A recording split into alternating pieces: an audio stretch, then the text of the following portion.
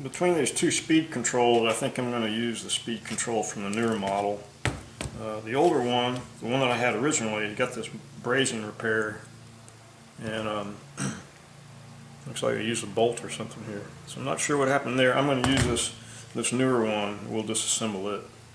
Something that I didn't think to point out in that clip is differences between the earlier version and the later version of the speed knob. The earlier version uses a spring-loaded detent inside here to retain the position of the knob. In contrast, the later version has a positive lock on this bar that holds position pretty securely.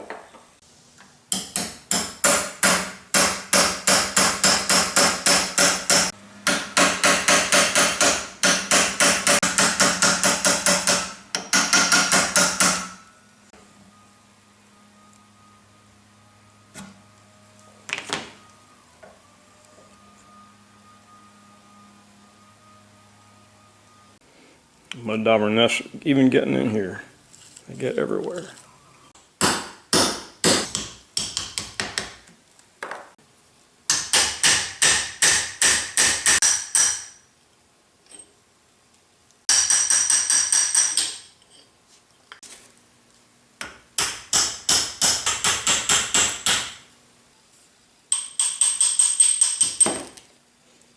There are all the parts of the speed control.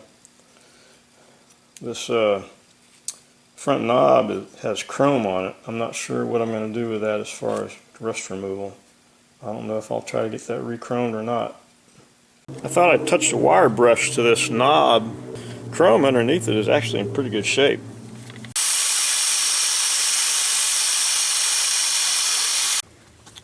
So I may just use the knob like it is, but it might be interesting to get it re-chromed.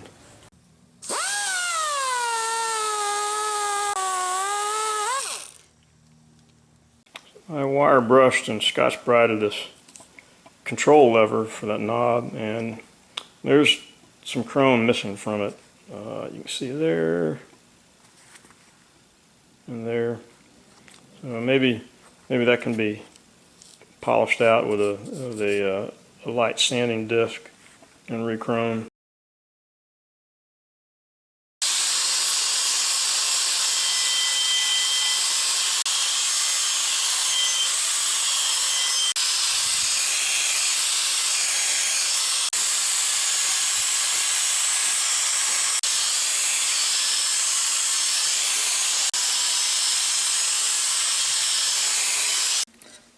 Well, I'm sorry I didn't get any footage of this, but I made a little counter bore where the handle screws in. The previous owner made a really nice spinning handle. However, in the process of doing that, they cross-threaded the threads in there, and this handle was leaning out at an angle like this. So I'm going to re-drill that and put a helicoil in, and with that counter bore, the shoulder bolt will have a good shoulder to tighten down against.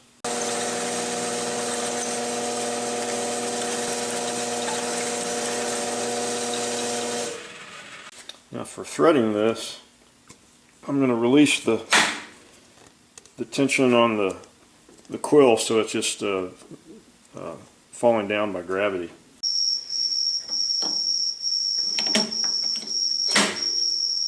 That should do. We're using the drill press quill as a guide to make sure it's perpendicular. There are enough threads engaged now that I'm using a little crossbar in the quill. There's a hole in the quill for the Morse taper. Now that the tap is all the way through, I'm going to loosen this chuck and let it pull up.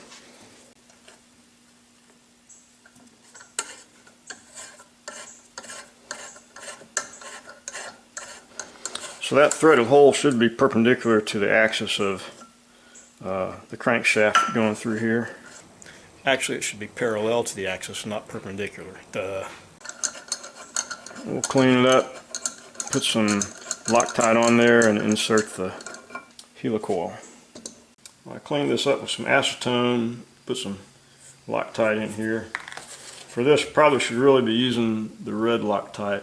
All I've got is the blue, so that's what we're going to use.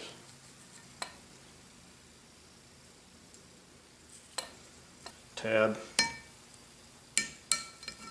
There. And because of that counter bore that I put on that disc, this surface is going to interfere with the disc. So I'm just going to turn this on my wood lathe.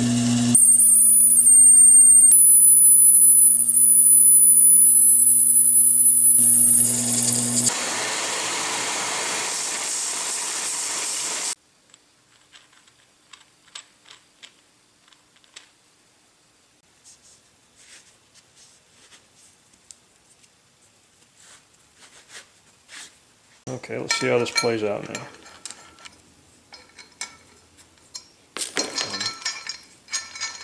That'll work nice.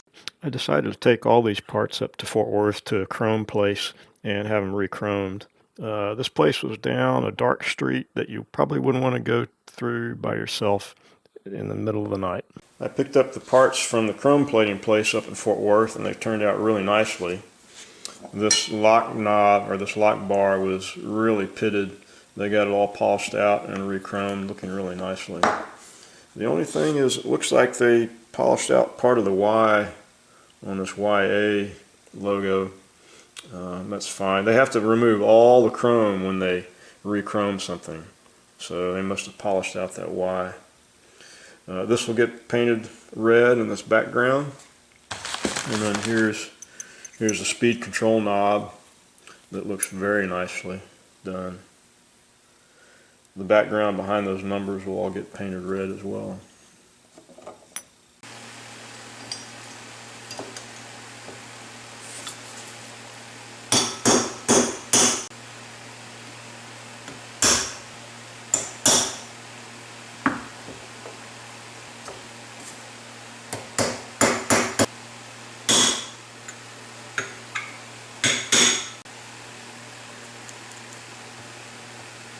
Now on the gear end of this speed control, the roll pin serves as a stop between these two pins here. And then that has to be clocked to the right position on the shaft so that this lock lines up with all the different detents in the speed control. Okay, I think I got everything lined up. And there's the completed speed control knob.